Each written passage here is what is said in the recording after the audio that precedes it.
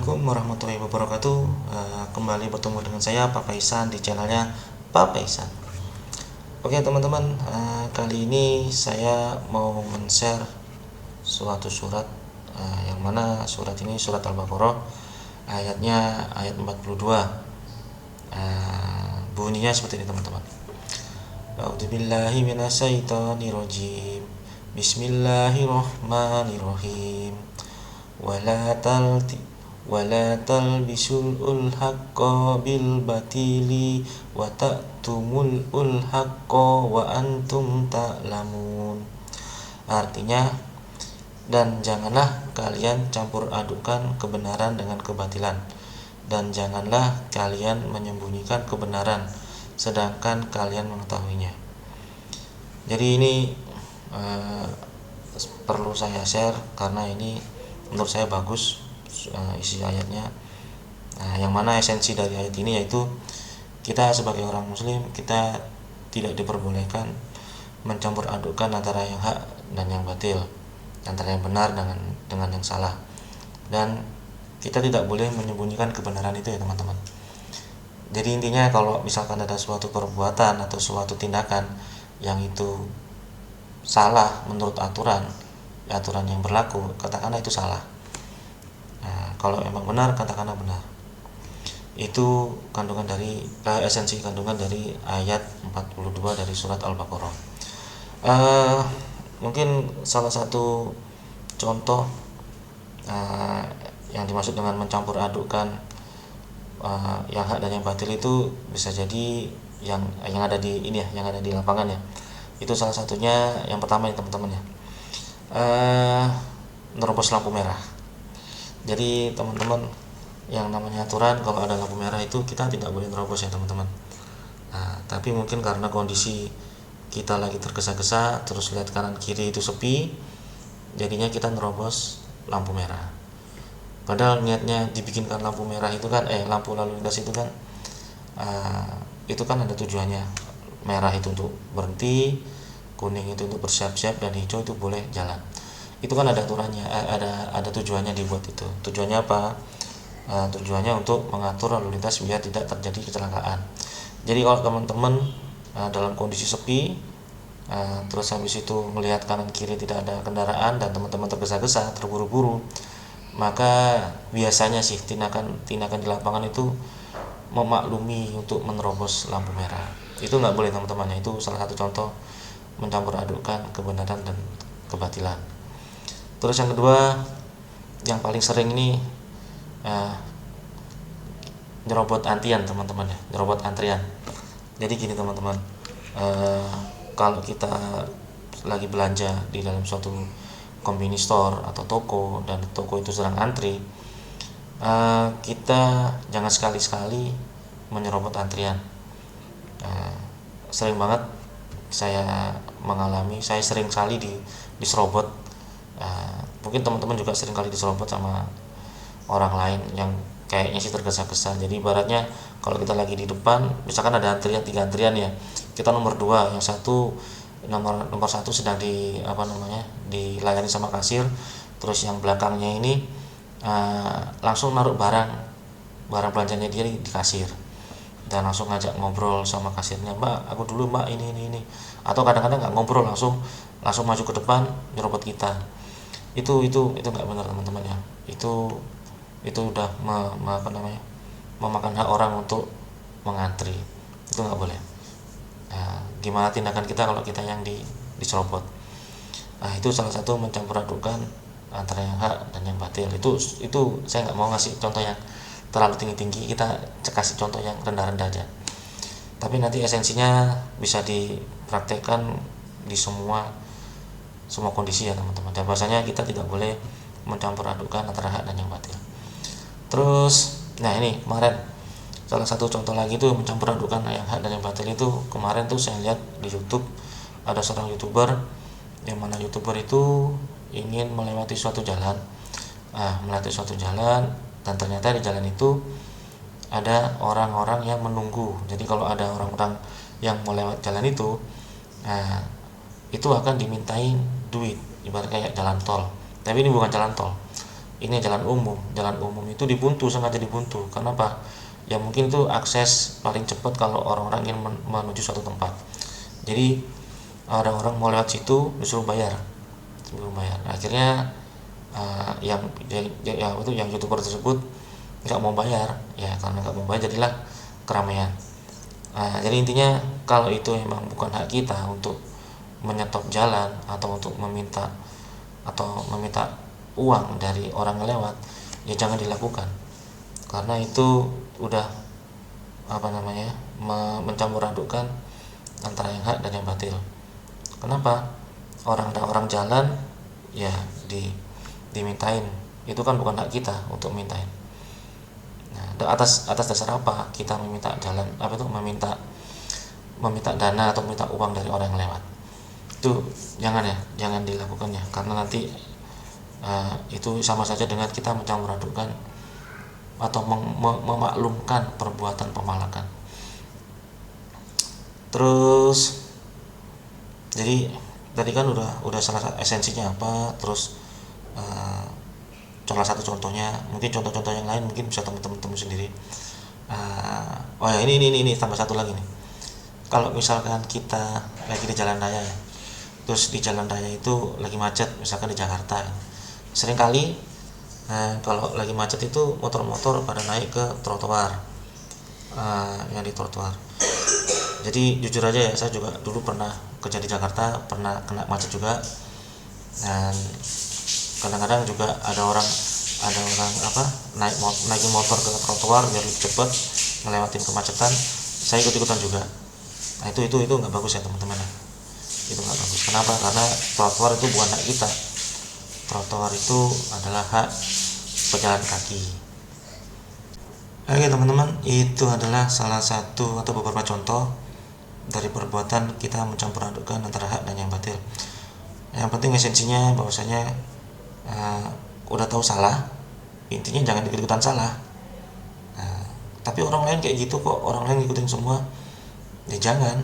Karena yang namanya kebenaran itu tidak tergantung dari banyaknya orang yang melakukan perbuatan itu. Misalkan yang tadi yang di trotoar tadi ya, orang naik trotoar, naikin motor ke trotoar karena kena macet biar cepat sampai ke kantor.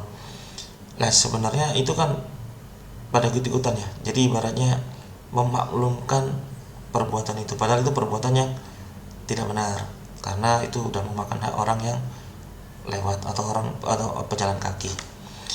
Oke teman-teman, itu adalah salah satu contoh. Terus saya akan mau mengutarakan apa sih efeknya jika kita mencampur adukkan antara perbuatan yang hak dan yang batil.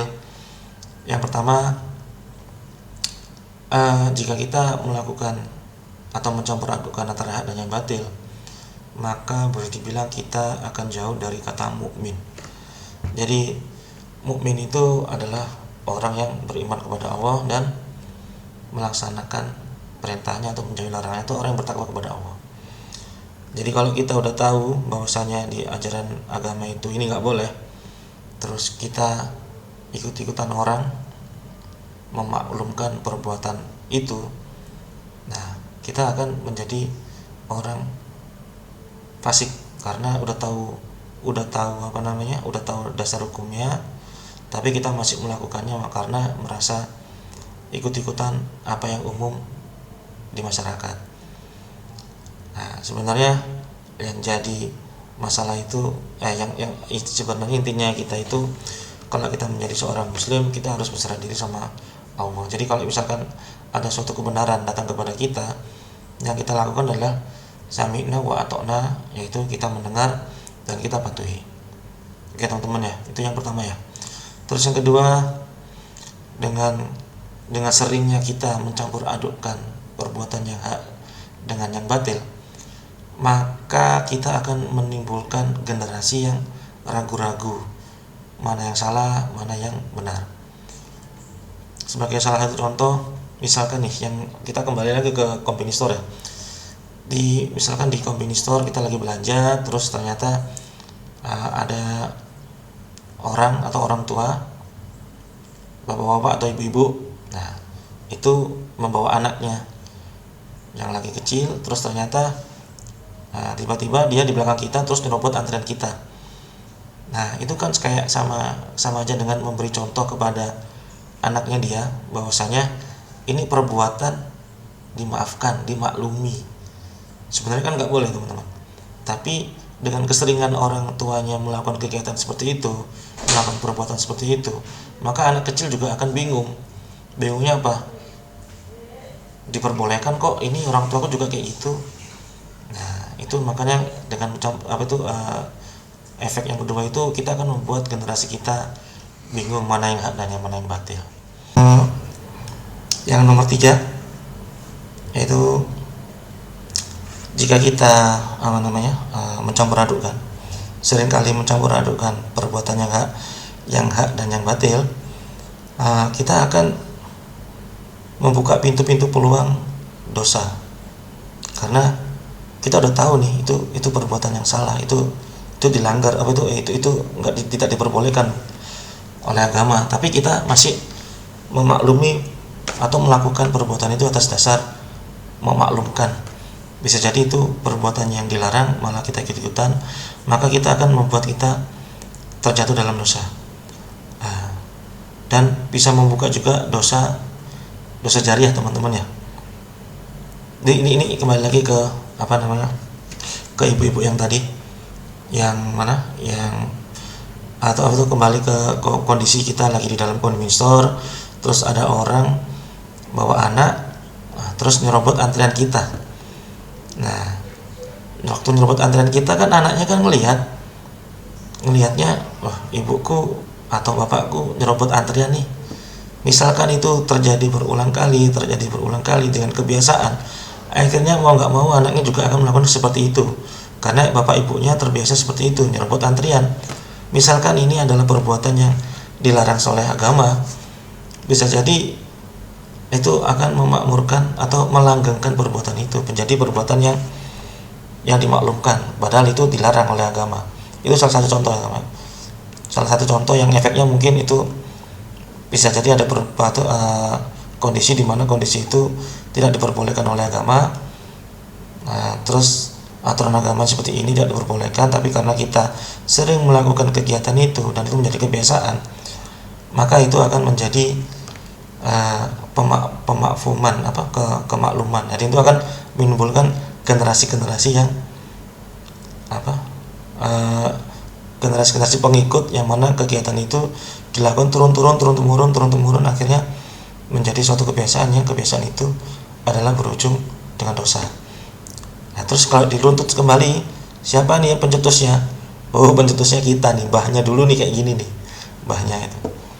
Nah, jangan sampai, naudzubillah min dzalik, jangan sampai kita memberikan contoh kepada anak-anak kita perbuatan yang salah, karena nanti imbasnya kepada kita. Oke, efek nomor 4 yaitu jika kita sering mencampur adukkan perbuatan hak dan yang batil, maka jika kita mendapatkan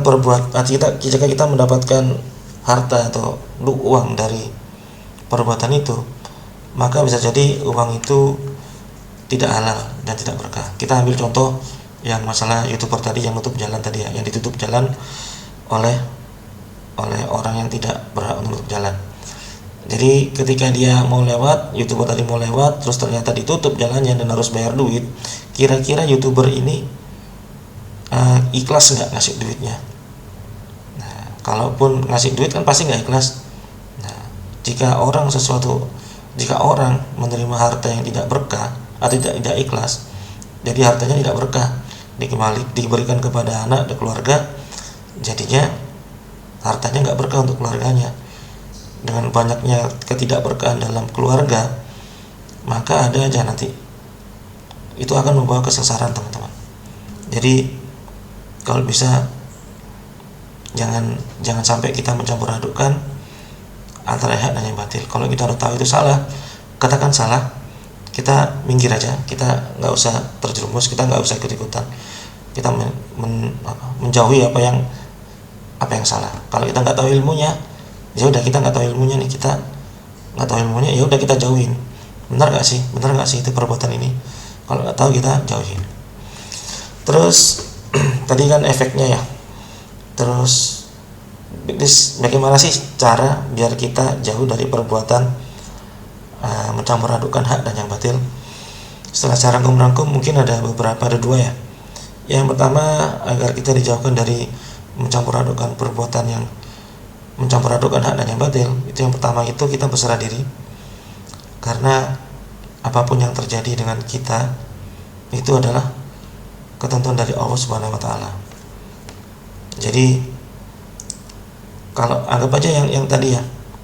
Yang tadi itu yang masalah orang malak orang yang lewat, itu kan mungkin dia melakukan itu mungkin atas dasar ekonomi.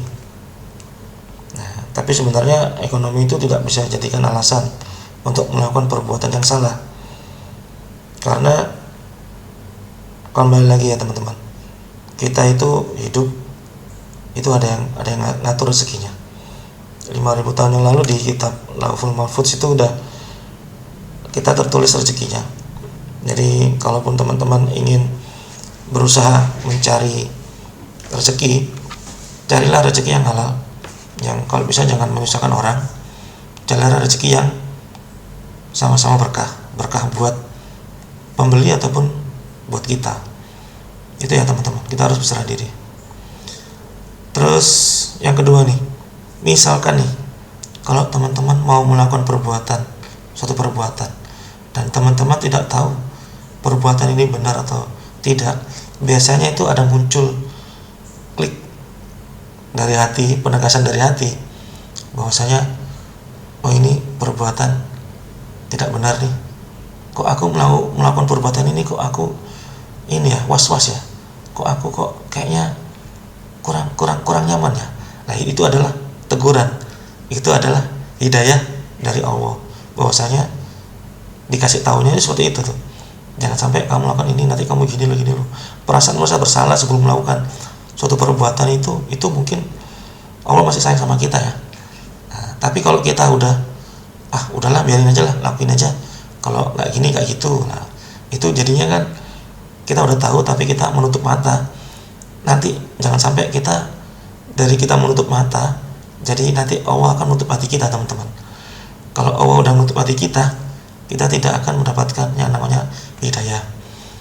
Nah, kalau udah kita tidak mendapatkan hidayah, ya itu susah untuk kita susah kita untuk beribadah kepada Allah, karena dengan hidayah ditutup itu kita nggak punya panduan. Siapa lagi yang mau membimbing kita? Oke teman-teman, itu adalah semua yang perlu saya share atau yang ingin saya share kepada teman-teman. Semoga video ini bermanfaat. Kalau bermanfaat jangan lupa klik like dan subscribe. Kalaupun ada salah-salahnya, itu semua dari saya, murni dari kesalahan saya. Oke teman-teman, itu dulu. Wassalamualaikum warahmatullahi wabarakatuh.